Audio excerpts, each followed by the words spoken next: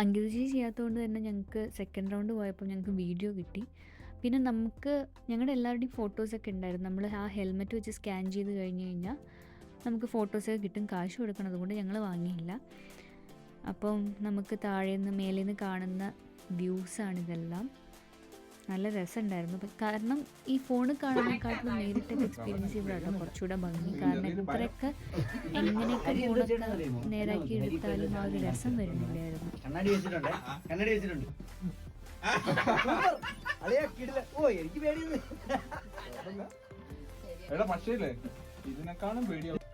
Aju imitate ചെയ്ത് കാണിച്ചത്